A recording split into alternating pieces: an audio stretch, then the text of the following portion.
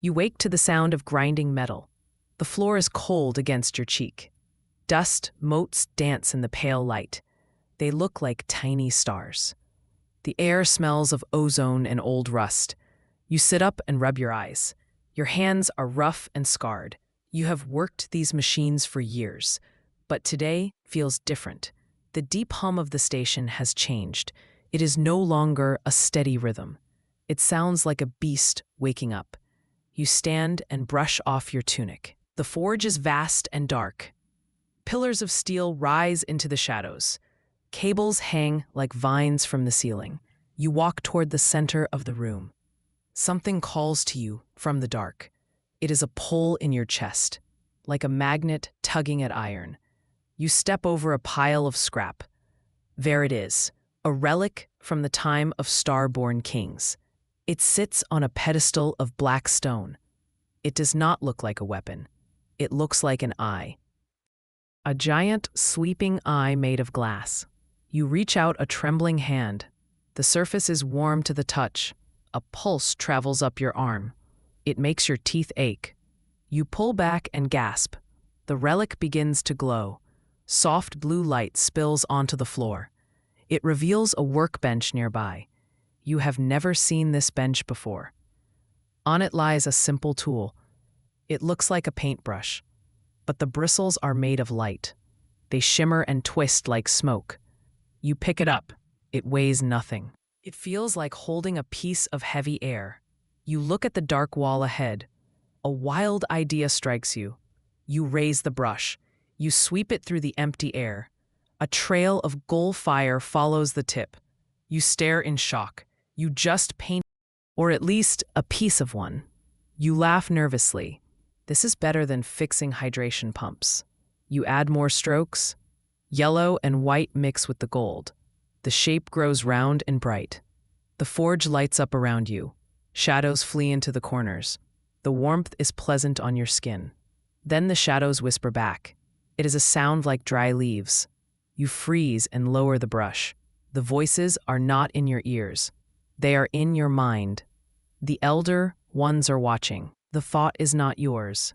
It is cold and slippery. You look around the vast hall. Nothing moves but the dust. But the feeling of eyes is heavy. The whisper comes again. The vault is sealed for a reason. You look at the relic. The glass eye is pulsing faster now. It seems to be beating in time with your heart. You see a door behind the pedestal. It was hidden by grime before. Now the light from your painting reveals it. The metal is etched with strange symbols. They look like constellations. You step closer to the door.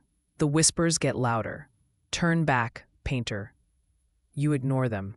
Curiosity is a dangerous thing, but boredom is worse. You push against the heavy door. It groans and slides open. Dust puffs out like a breath. Inside is a small, round room. In the center floats a map. It is not paper or screen. It is a hologram made of dust and light. You walk up to it. The chart shows stars you do not know. One star blinks with a red pulse. A line connects your location to it.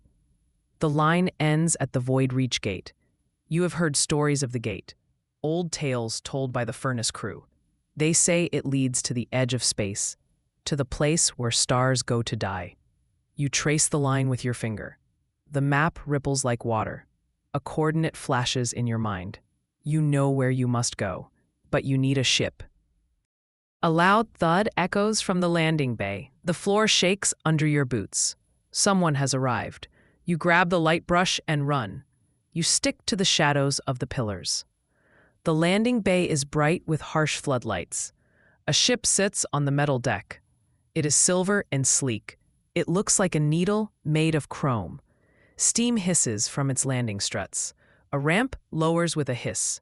A figure walks down. It wears a suit of matte gray armor. The helmet hides its face. You hold your breath. The figure stops and looks around. It holds a scanner in one hand. The scanner beeps and points at you. Well, so much for stealth. You step out from behind the pillar. You hold the brush like a weapon. The pilot tilts its head. A voice booms from the helmet speaker. I mean you no harm. The voice is smooth and synthetic. I seek the painter of light. You blink in surprise. That would be me, you say. Though I mostly just paint walls, the pilot does not laugh. I am Unit 7. I can take you to the gate, but we must trade. I need a spark to restart my core. You have the touch of the sun. You look at the brush, then you look at the silver ship. It is your only way out. Deal, you say. You climb aboard the Silver Needle. The inside is clean and white. It smells like fresh rain. You sit in the co-pilot seat. Unit 7 takes the controls. The ship hums to life. It is a smooth, quiet sound, not like the grinding forge. Hold on, the pilot says. The ship shoots forward. The G-force presses you into the seat. You leave the station behind. Stars streak past the viewport. They look like lines of white fire. You arrive at the Void Reach Gate. It is a massive ring of black metal. It floats in the silence of space. Blue lightning crackles around the rim. A voice fills the cockpit. It is not the pilot. It's the gate itself. Who seeks entry? The voice shakes your teeth. The painter, you shout. Prove your heart, the gate rumbles. Show me what you fear. The cockpit dissolves. You are back in the forge, but it's dark and cold. The machines are broken. Your friends are gone. You are alone in the silence. This is your fear, to be the last one left, to fade away in the dark. You grip the brush in your hand.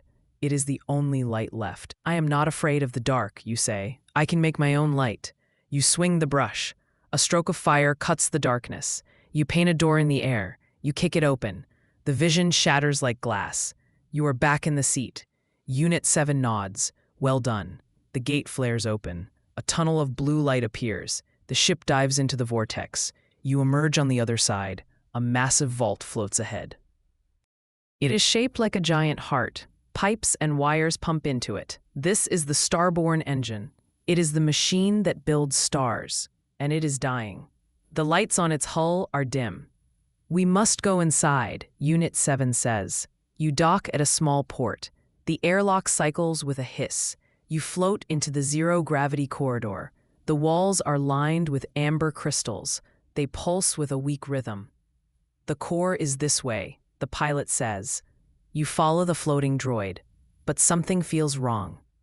The shadows here are too deep. You see movement in the reflection of a panel. Unit 7 stops at a heavy door.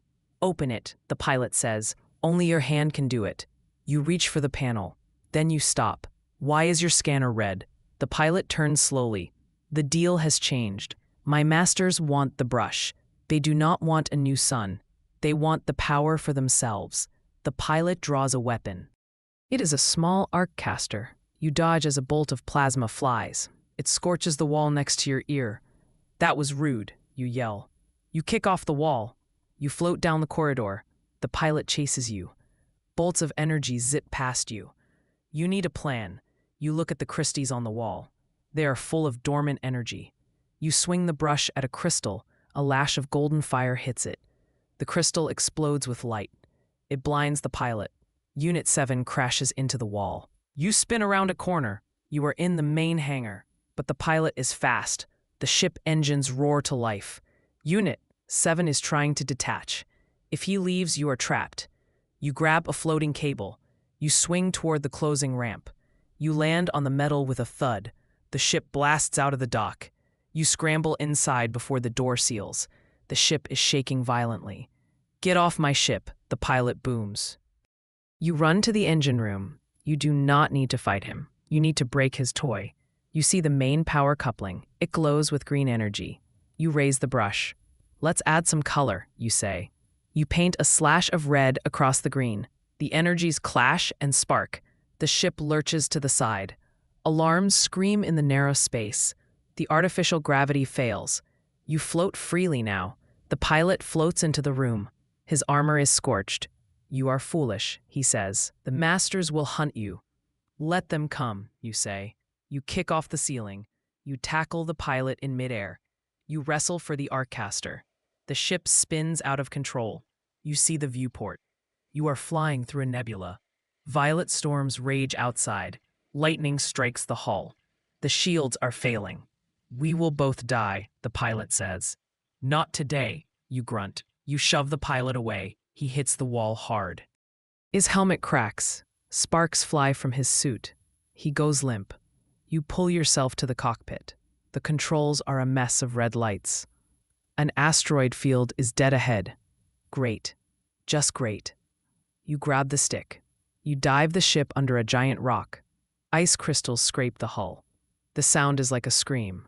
You pull up sharp. You dodge a spinning boulder. The starborne engine is close now. You can see the main vent. It is a small target, like threading a needle, while riding a bull. Here goes nothing, you whisper. You push the throttle to max. The ship shudders. You aim for the vent. The rogue faction ships appear on the radar. Red dots swarm the screen. You are surrounded. A voice crackles. Surrender the brush. Come and get it, you say. You spin the ship. You fly backwards toward the vent. You fire the maneuvering thrusters. The enemy ships open fire. Green lasers cup the space around you. One hits your wing. The ship spins wild. You fight the controls. You are losing altitude. Or whatever passes for altitude here. You are crashing toward the engine surface. You need to eject. But the escape pod is jammed. Of course it is.